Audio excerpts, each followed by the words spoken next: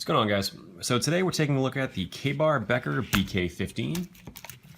This is going to be their short trailing point knife. I've had this knife for probably about 6 to 8 months now, and it is yet to let me down. One thing you're probably going to notice is it does not look like it's in its stock configuration anymore. Once I got this knife, I actually bought it when it was going on clearance for about 40 bucks. And I bought this so I could just have some fun, modify it a little bit, and just make it my own. So you'll probably notice on the back of the spine here, I was able to grind down the coating, smooth that out. Also sanded down the very thick, rough coating on the bottom of the blade. Squared the spine so it actually can strike a ferro rod now. And the most unique thing that I did was I actually added green handle liners. Now what that's actually made out of is an old Xbox case. Not the new Xbox 360, but the original Xbox. The reason I used one of the originals is because the plastic on the cases is actually significantly thicker. I would say probably about twice as thick as the new 360 games cases. And honestly, it was a little thin in my hand beforehand because I have fairly large hands. With that little bit of a spacer there, it makes all the difference in the world, and that is a very comfortable knife with or without those. And then finally I added the stainless steel bolts just to give you a little more uniqueness to the handle, but it also gave me the additional length I needed to compensate for the handle liners. Now, unfortunately, I have heard that this knife is no longer in production, and it was discontinued by Ka-Bar. Now, if you go over to blade forums, this has a very strong backing and a very high popularity level. It's one of those knives that once you've handled it, once you've used it, you don't want to put it down. But unfortunately, for those who have never handled one, it didn't really look like a knife that they wanted to handle. The reason being is, if you're just looking at a photo of it, it kind of looks like a kitchen knife. And frankly, it doesn't scream tactical and aggressive of a knife. But in reality, this knife will hold its own against any of the others in the line. With that said, I definitely wouldn't recommend this knife as a primary batoning knife, chopper, anything similar for hard use. But for carving uses, slicing uses, fire prep, things like that, you can't beat it. I would have no problem going into the woods with this being my primary knife.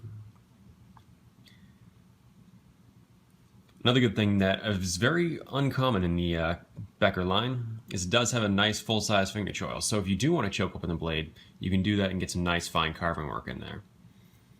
But we all know Mr. Becker does not really have a soft spot for finger choils, and typically he only includes a very small one so you can sharpen the full length of the blade. Now, on this channel, one thing that we always test for is going to be the ability to scrape on a piece of fat wood. It does that very well, very quickly. That's going to take a spark very easily. Now, keep in mind, I did sharpen the spine of this knife. Now, if I had not done that, it wouldn't do too well on its test because it would be very similar to the jimping right here, and it would be a very thick, rough coating there. So if I tried on that area, you don't get much shavings at all because there's no real bite, no real edge when that coating's in place. But once you strip off that coating in the back and square up that spine, it does a great job. As I bump the camera out of the side. And finally, the other test is going to be the ferro rod test.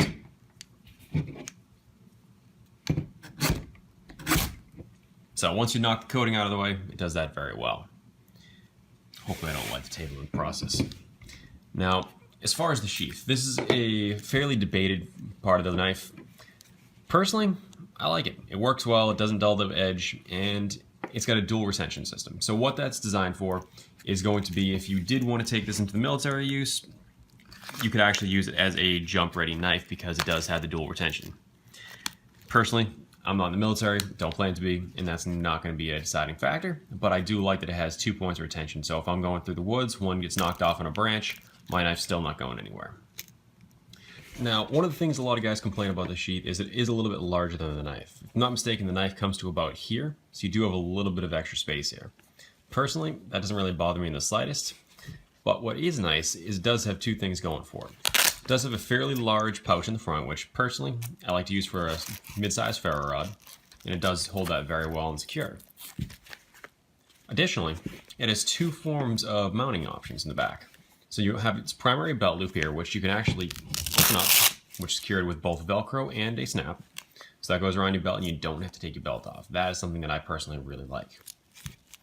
Additionally, you can also disconnect the button right here, or snap, whatever you want to call it, and actually run this through PALS webbing on a vest, on a pack, or whatever you want to mount that to. So honestly, it's actually not a bad sheath for a factory issue design. There's definitely a lot of better ones out there, especially when you get into custom kydex. But for a factory nylon sheath, I can't complain about it. So if you are looking for a good knife and you do come across one of these, I highly recommend picking one up. It's a very easy knife to work with because it is 1095 Provan. It's a very nice steel to work with, modify, and just have some fun with. And when you take it in the woods, it really starts to shine. It's definitely not going to be something you want to use as a primary batoning knife because it has a fairly thin profile.